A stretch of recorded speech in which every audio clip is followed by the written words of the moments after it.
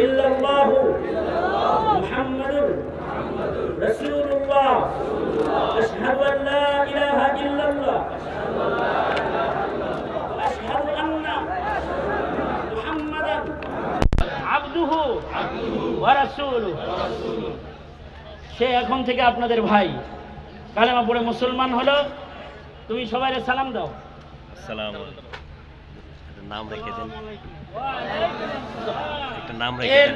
ওর একটা নাম, ওর নাম ইব্রাহিম। আল্লাহু আকবার, আল্লাহু আকবার। জোরে বলেন নাম কি? ইব্রাহিম। আর ইব্রাহিম আলাইহিস সালাতু ওয়াস সালামের শান হলো কানা হানিফান মুসলিমা। তিনি আল্লাহকে কাফেরের ঘরে জন্মগ্রহণ করার পরে একা একই খুঁজে বের করেছেন এবং শিরিক মুক্ত মুমিন তিনি। এটার গ্যারান্টার স্বয়ং আল্লাহ। সে মাহফিলে এসে এই নওজোয়ান যুবক কালেমা পড়ে মুসলমান হয়েছে। আজ থেকে তার নাম ইব্রাহিম। সে আমাদের ভাই ইনশাআল্লাহ। তার আইনি যে সকল কাগজপত্রগুলো রয়েছে উলামায়ে কেরাম নেতৃত্ব দিয়ে এটাকে ঠিক করে দিবেন। আর সে যেহেতু আমাদের ভাই হিসেবে আজকে আমাদের দলভুক্ত হয়েছে, তার দ্বীনি কল্যাণে আপনারা যদি কেউ চান, আল্লাহর রাসূল সাল্লাল্লাহু আলাইহি ওয়াসাল্লাম কেউ নতুন মুসলমান হলে তাকে হাদিয়া দিতেন এবং সাহাবায়ে কেরামদেরকে বলতেন তোমরা আমাদের নতুন ভাইকে সহযোগিতা করো। খুব সংক্ষেপে, আল্লাহ তাআলা আছেন না নাই? আল্লাহ আছে না নাই? এখনকার সময়ের মুমিনদের মনে প্রশ্ন, প্রকাশ্য প্রশ্ন তাদের, দ্বীনহীনতা, দ্বীনি জ্ঞানের কমজোরি মুসলমানদেরকে এমনভাবে গ্রাস করে ফেলেছে যে শিক্ষিত মানুষের প্রশ্ন হলো আল্লাহ আছে তো কোথায়, কই? এটা হলো শিক্ষিতদের প্রশ্ন। এই প্রশ্নের উত্তর তাদেরকে না বোঝানোর কারণে অথবা এই প্রশ্ন তাদের মাথায় আসার কারণে তারা বিজ্ঞ অভিজ্ঞ শিক্ষাবিদ নামে চলাফেরা করলেও এরা মূর্খের দলে গিয়ে তারা নাস্তিক মুরতাদ হয়ে মুসলমানের ঘরে জন্মগ্রহণ করে তারা বেদিন হয়ে কবরপথের যাত্রী। এইটার সংখ্যা এখন অনেক। আগে গ্রামে নাস্তিক ছিল একাত্রা, পুরা দেশে ছিল একাত্রা নাস্তিক মাথাচাড়া দিত। এদেশের মুসলমানরা নাস্তিকদেরকে এ দেশ থেকে তাড়ায় দিত। শেষ বেলায় তারা দাদাদের দেশে যায় পাড়ি জমাইত। এরকম হয়েছে না বারবার? এই তসলিমা নাসরিন, কবির চৌধুরী, এদের দেশ ছাড়তে হয় নাই? সালমান রুশদি, এদের দেশ ছাড়তে হয় নাই? কিন্তু এখন নাস্তিকের সংখ্যা এত যে তারা রব বিশ্বাস করে না, আল্লাহ বিশ্বাস করে না, স্রষ্টা একজন আছেন এটা বিশ্বাস করে না। এমন মানুষের সংখ্যা প্রচুর পরিমাণ মুসলমান ঘরে জন্মগ্রহণ করেছে যাদের তাওহীদের উপরে বিশ্বাস নাই, একাত্মবাদের উপরে বিশ্বাস নাই। একাত্মবাদ এর উপরে পূর্ণ বিশ্বাস ও আস্থা হাসিনারও নাই, আওয়ামী লীগের নেতাদেরও নাই, শিক্ষাবিদদের নাই, এদেশের বহু মুসলমানের নাই। যারা নামে মুসলমান তাদের একাত্মবাদের বিশ্বাস নেই। অথচ একাত্মবাদ এটা যদি কেউ খালি মুখে একবার উচ্চারণ করে তাহলে আল্লাহর রাসূল নিজের চাচাকে বলেছেন উহাজ্জু লাকা ইয়াউমাল কিয়ামা। উহাজ্জু মানে ওগো চাচা, আপনি যদি একবার বলেন যে আল্লাহ ছাড়া আর কোনো ইলাহ নাই, আল্লাহ পাকের একাত্মবাদকে যদি আপনি একবার মুখে বলেন খালি, তাহলে উহাজ্জু লাকা, আমি আল্লাহর সাথে ঝগড়া করব আপনাকে জান্নাতে নেওয়ার জন্য। জোরে আওয়াজ করে বলেন, আওয়াজ করে একাত্মবাদ বলেন, লা ইলাহা ইল্লাল্লাহ, লা ইলাহা ইল্লাল্লাহ, লা ইলাহা ইল্লাল্লাহ। এটা যদি একবার ইয়াকিনের সাথে, বিশ্বাসের সাথে মুখে কেউ বলে, তাহলে আল্লাহর রাসূল যদি নিজের চাচার জান্নাতে নেওয়ার জন্য আল্লাহর সাথে যুদ্ধ করবেন, ঝগড়া করবেন এটা বলতে পারেন, আল্লাহর সাথে জোরাজোরি করবেন, কষাকষি করবেন এটা বলতে পারেন, তাহলে আল্লাহর রাসূল কি একবার কালেমা পড়নেওয়ালা কোনো মুমিনকে দোজখে যাইতে দিবেন? নবীজি তো চাচাকে যেমন মহব্বত করেন, যার মুখে কালিমা আছে তাকেও তো মহব্বত করেন। মাহে রবিউল আউয়াল আপনারা খালি মহব্বত করেন তা না, নবীজিও আমাদেরকে মহব্বত করে। কিরকম মহব্বত করে? ময়দানে মাহশারে আল্লাহর রাসূল বলেন, আমি বাচ্চাওয়ালা মুরগির মতো উড়াল দিব, কোমরে কাপড় বাঁধবো আমার একটা কালিমাওয়ালা উম্মতকে জান্নাতে নেওয়ার জন্য। আশ্চর্য বিষয় হলো, না এই কালিমার উচ্চারণ আছে, না এই কালিমার শিক্ষা আছে, না কালিমার বিশ্বাস মুসলমানের ভেতরে আছে। আল্লাহ রাসূল সাল্লাল্লাহু আলাইহি ওয়াসাল্লাম নিজের চাচাকে যে মৃত্যুর আগ মুহূর্তে বললেন, একবার বলুন। একবার কয়বার? একবার বলুন, তো আমি আল্লাহর সাথে আপনাকে জান্নাতে নেওয়ার জন্য জোরাজোরি করব। কিন্তু একবার বলে নাই। যে সকল কথাগুলো বলেছে তা দিয়ে প্রমাণিত হয় যে তাওহীদের উপরে হুজুরের চাচা আবু তালিব, যিনি নবীজির অভিভাবক ছিলেন, নবীজির অভিভাবক আবু তালিবের ইন্তেকাল তাওহীদের উপরে হয় নাই, মুশরিক হিসেবে হয়েছে। সাহাবীরা জিজ্ঞাসা করেছে, মুশরিক হিসেবে তাকে আল্লাহ তাআলা কিরকম শাস্তি প্রদান করবে? আল্লাহর রাসূল বলেন, আমার চাচা তো আমার অভিভাবক, সারা জীবন আমার অভিভাবকের দায়িত্ব পালন করেছে, কিন্তু তাওহীদের উপরে পূর্ণ আস্থা বিশ্বাস না থাকার কারণে আমার চাচাকে সর্বনিম্ন যে আযাবটা আল্লাহ দিবেন সেটা হলো আগুনের জুতা পরাইয়া দিবেন।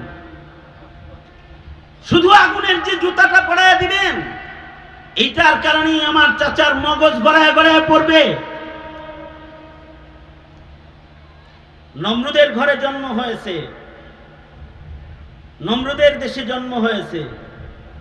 ইব্রাহিম আলাইহিস সালাতু ওয়াস সালাম নমরুদের মন্ত্রীর ঘরে জন্মগ্রহণ করেছেন, কিন্তু নিজের পিতাকে নমরুদের মন্ত্রী হওয়ার পরে বাঁচাইতে পারেন নাই। অভাবটা কিসের? নমরুদ তো খোদা দাবিদার ছিল, তার মন্ত্রী হলো আজার। এত বড় আসন ছিল, কিন্তু একাত্মবাদের ইয়াকিন আর বিশ্বাস ছিল না। বলুন, জান্নাতি না জাহান্নামী? ইব্রাহিম আলাইহিস সালাতু ওয়াস সালাম দোয়া করছেন বাপের লেগে, আল্লাহ তাআলা ধমকি দিয়ে বলছেন দোয়া করবেন না। পয়গম্বরের পিতা হওয়ার পরেও তাওহীদ যখন ঠিক নাই, অথবা নমরুদের মন্ত্রী হওয়ার পরেও তাওহীদ ঠিক নাই, জান্নাতি না জাহান্নামী?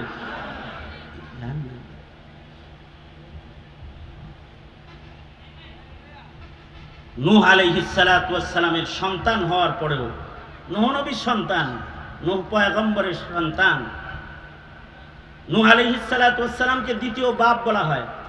আদম আলাইহিস সালাতু ওয়াস সালাম প্রথম বাপ, দ্বিতীয় বাপ হলেন নূহ আলাইহিস সালাতু ওয়াস সালাম। কারণ ওনার মহাপ্লাবনের সময় সারা দুনিয়া পানির নিচে চলে গেছে। ওনাকে দিয়ে আল্লাহ তাআলা মানুষ না, শুধু সকল প্রাণীর জীবনও রক্ষা করেছেন। নৌকায় সব জোড়া জোড়া উঠাইছিলেন। এত বড় বাবার ঘরে জন্মগ্রহণ করে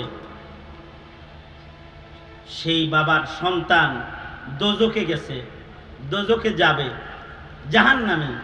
কিসের কারণে? অভাবটা কিসের বলেন? জোরে আওয়াজ করে বলেন, কিসের অভাব? সকল ক্ষমতা জনগণের না, সকল ক্ষমতা কার? আওয়াজ করে চিৎকার করে বলেন, কার? আল্লাহ।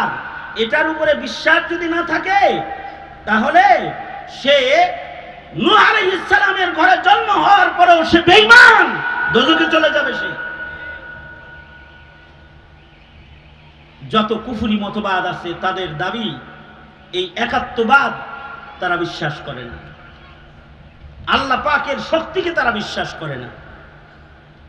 তাসদিক বিল্লাহ বিজামি সিফাতিহি, যেটা এই বিশ্বাস তাদের নাই। এই বিশ্বাস না থাকার কারণে আল্লাহর সাথেও শয়তানি করে, আল্লাহ যাদেরকে ভালোবাসে তাদের সাথেও শয়তানি করে, আল্লাহর কিতাব কোরআনের সাথেও নাফরমানি আর বেঈমানি করে। বিশ্বাস না থাকার কারণে।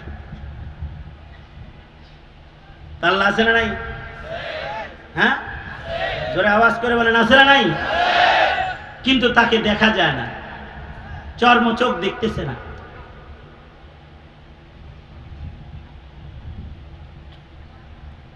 এবং আল্লাহ কয়জন বলেন তো? জোরে আওয়াজ করে বলেন কয়জন? আল্লাহ কয়জন?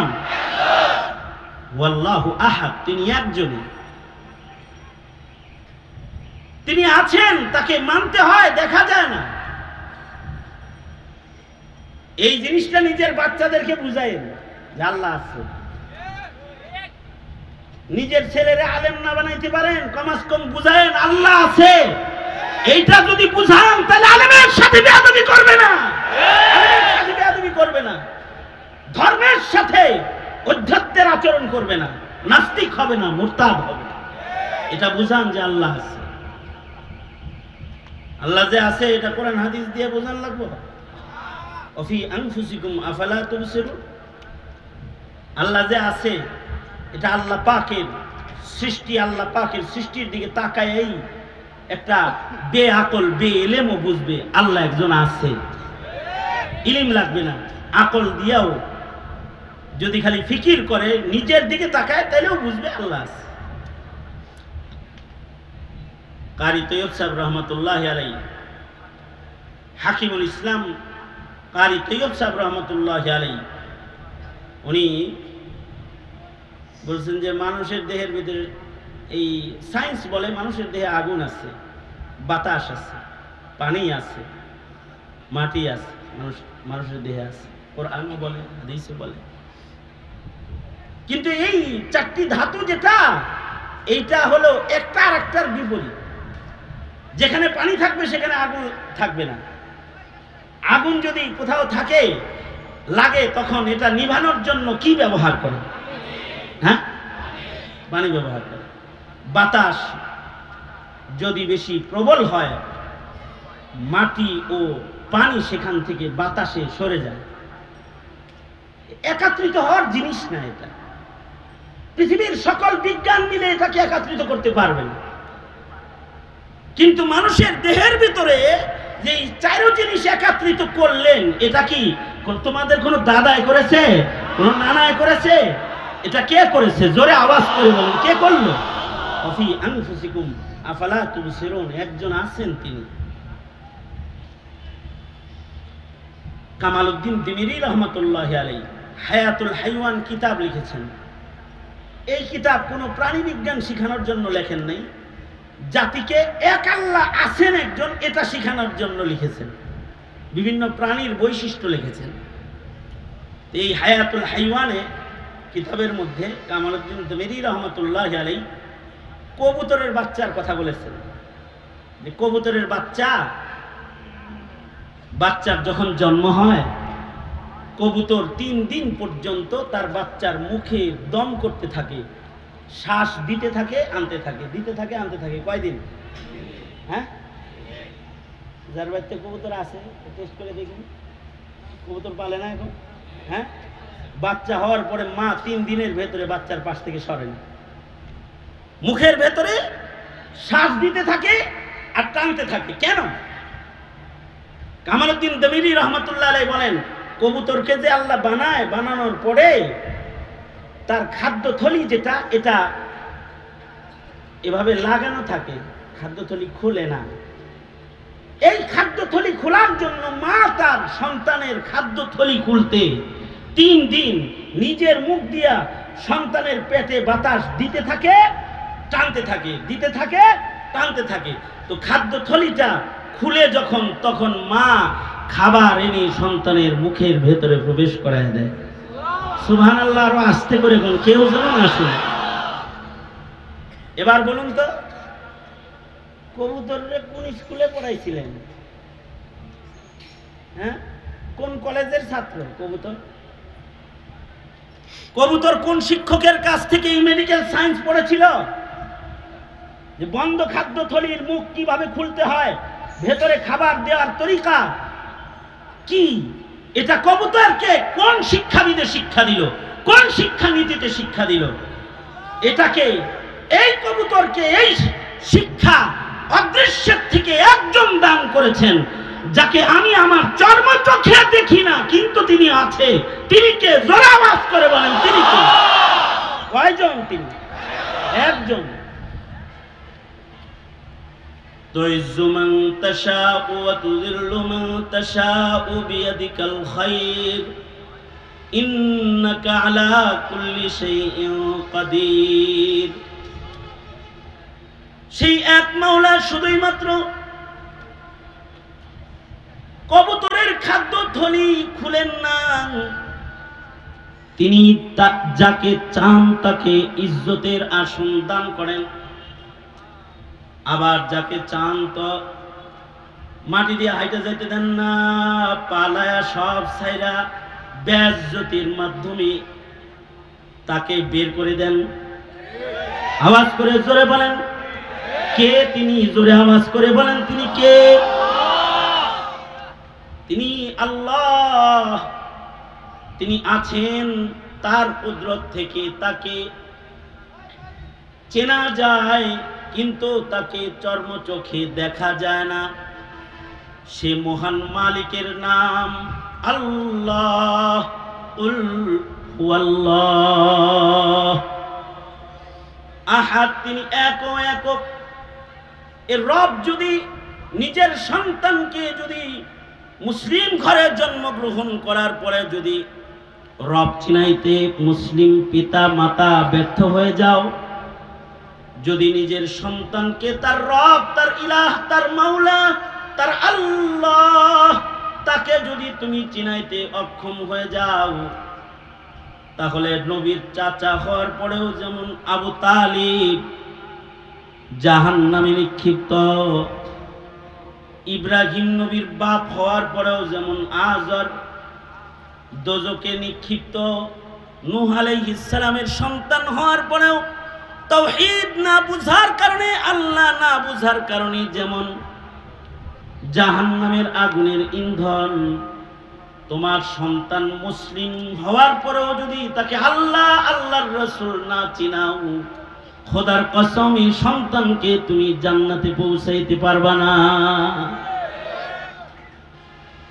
এই দেশের আলেমরা অথবা এদেশের কোরআনের মুফাসসির যারা কোরআন আলোচনা করেছে, যারা তাফসীর করে, যারা ওয়াজ করে, যারা নসিহত করে, তারা জাতিকে রব চিনানোর চেষ্টা করে, রব চিনানোর চেষ্টা করে, এক আল্লাহ চিনানোর মেহনত করে।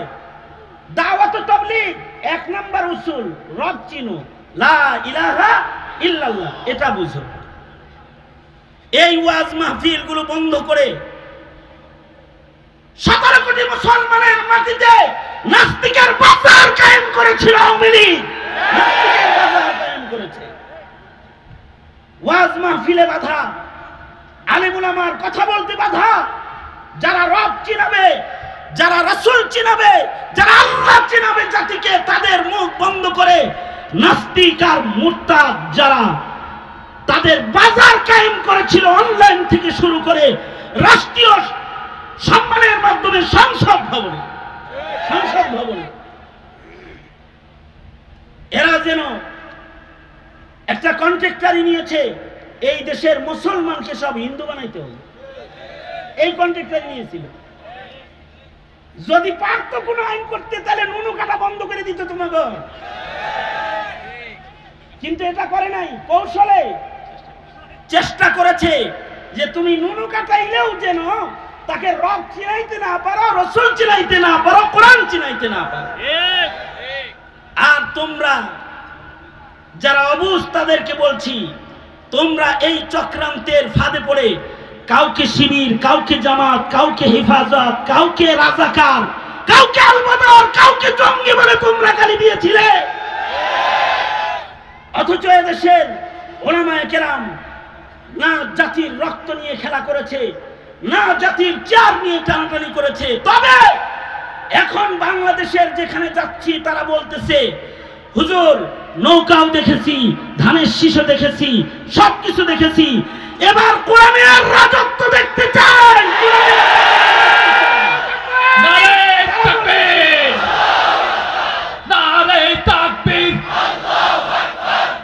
আল কোরআনের আলো, আল হাদিসের আলো। সুতরাং আমার কথা একটাই, সূরাতুল ইখলাস পড়েছি, আল্লাহ চিনান, আল্লাহ নিজেকে চিনাইতে বলেছে তার রাসূলকে, রাসূলকে বলতেছে রাসূল আপনি বলুন আমার কথা। আমি আপনাদেরকে বলছি হাজারো ঘর থেকে হাজার মুসলমান এখানে এসেছেন, আপনাদের শিক্ষা সিলেবাস কোরআন শূন্য, দ্বীন শূন্য, ইসলামী ইতিহাস ঐতিহ্য শূন্য, আপনাদের শিক্ষা সিলেবাস সিরাত শূন্য, সাহাবায়ে কেরামের পরিচয় শূন্য, ইসলামের তাহজিব তামাদ্দুন শূন্য। আপনাদের শিক্ষা সিলেবাসকে এই বিগত দিনের শিক্ষা মন্ত্রীর দায়িত্ব যারা পালন করেছে তারা এটাকে নাপাক বানিয়ে দিয়ে গেছে, নাপাক বানিয়ে দিয়ে গেছে।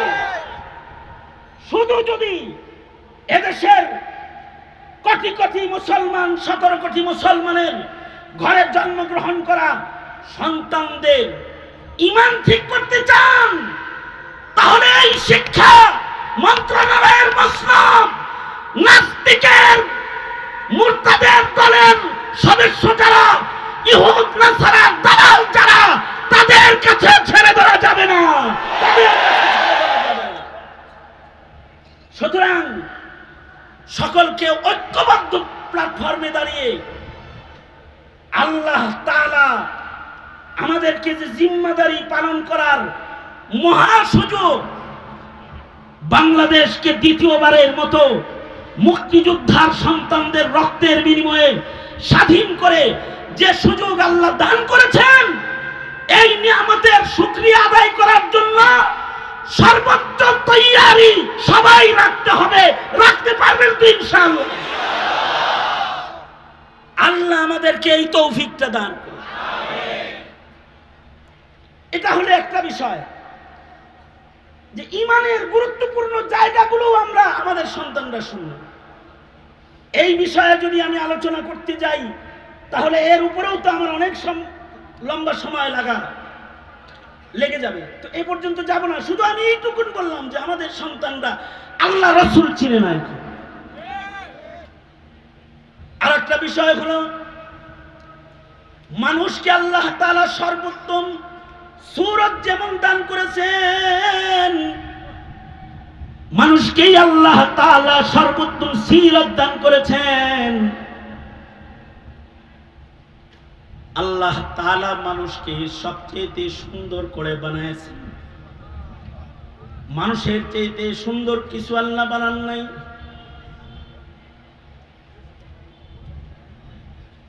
আহসানি তাকওয়িম, সর্বোচ্চ সৌন্দর্য আল্লাহ মানুষকে দান করেছেন। মানুষকে আল্লাহ তাআলা এমন সৌন্দর্য দান করেছেন, আল্লাহ তাআলা নিজেকে চর্ম চোখের দৃষ্টির সামনে আনবেন না, আড়াল রাখবেন, এটা আল্লাহ পাকের শান।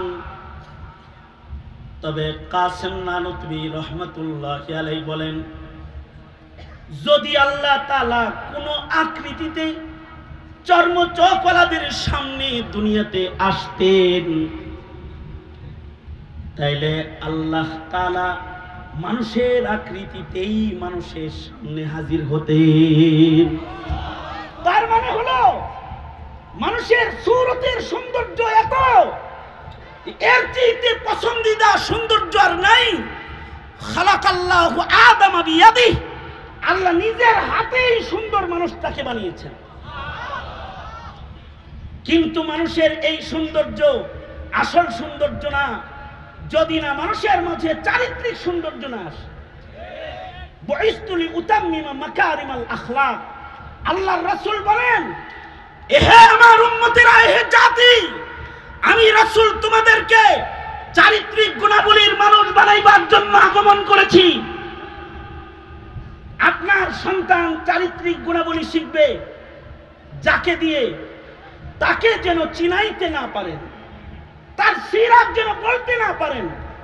এ কারণে ইসলাম আর মুসলমানদের দুশ্মন যারা, তারা নবীর সিরাতের জায়গায় মিলাদুন নবী, জশ্নে জুলুসে ঈদে মিলাদুন নবী, মিষ্টি বিতরণ, র্যালি আর কেক হাজির করে দিয়ে আপনার সন্তানকে চারিত্রিক গুণাবলীর মানুষ হওয়ার থেকে দূরে সরানোর চক্রান্ত এতে যাচ্ছে গোটা রবিউল আউয়াল ব্যাপী, গোটা রবিউল আউয়াল ব্যাপী। যেন আপনার সন্তানের সামনে আপনার নবীর আখলাক সৌন্দর্য যেন প্রস্ফুটিত হয়ে না যায়, এই চক্রান্ত করে যাচ্ছে। আর যেই উলামায়ে কেরাম নবীর সিরাত বলবে, নবীর সিরাত পড়াবে, এটা যেন পড়াইতে না পারে। সিলেবাস থেকে রাসূল সরায়া গোমাতাকে প্রবেশ করানো হয়েছে, দেবদেবী প্রবেশ করানো হয়েছে। কথা বলেন ঠিক না ঠিক করে বলেন। ট্রান্সজেন্ডার প্রবেশ করানো হয়েছে। চারিত্রিক গুণাবলীর মানুষকে পশুর চাইতে জঘন্য বানানোর জন্য ট্রান্সজেন্ডার মতবাদ মানুষের সামনে হাজির করা হয়েছে। একদিকে আল্লাহর রাসূলের পরিচয় থেকে দূরে সরানো, আর একদিকে সিরতে ইনসান, যেটা ইনসানের পছন্দিদা আখলাক, যেটা এটার থেকে দূরে সরানোর জন্য যৌথ চক্রান্ত আমাদের এদেশে বাস্তবায়িত হচ্ছে। আমি বলবো, আগামী সরকার গঠন হবে, তোমার সন্তানকে রাসূল চিনানোর পূর্ণ প্রস্তুতি সরকার গঠন। আগামী নির্বাচন হবে, তোমার সন্তানকে আল্লাহ চিনানোর নির্বাচন। আগামী নির্বাচন হবে, তোমার সন্তানকে ইসলাম ধর্মের পরিচয় শিক্ষা দেবার নির্বাচন।